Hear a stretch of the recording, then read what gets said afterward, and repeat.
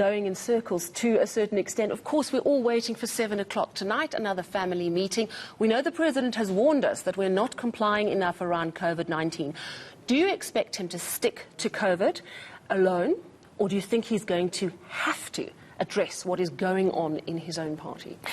You know, the President has been very careful to not blur his roles and take into consideration, Sally, that this is the first ANC President that draws a distinction between his responsibility to the country as President and his oath to the Constitution and that of the party, unlike Mr. Zuma, who's always put the interests of the party first. And when it comes particularly to respecting the rule of law, the President is unequivocal.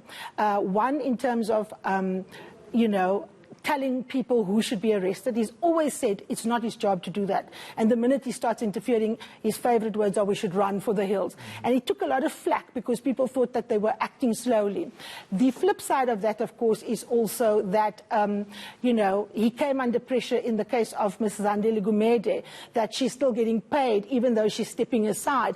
And he was saying people have rights. So the President has always managed a very careful, delicate egg dance on this issue. So I think that what he would probably revert to is if, for example, he talks to us about the investment conference, which of course is next week, and you can't separate any action around COVID without dealing with the economy. One thing that will give everyone confidence in the economy, particularly investors, is if South Africa is not undermining the rule of law, not undermining constitutionalism. So if he is to mention it, I think it will be couched in that way, that it will be sent as a signal to investors, both in and outside of the country, to give them confidence that South Africa is a constitutional state, that the rule of law is effective, that everyone is equal before the rule of law, and also that everyone is entitled to a free trial. Now, remember when Jessie Duarte spoke, she said that the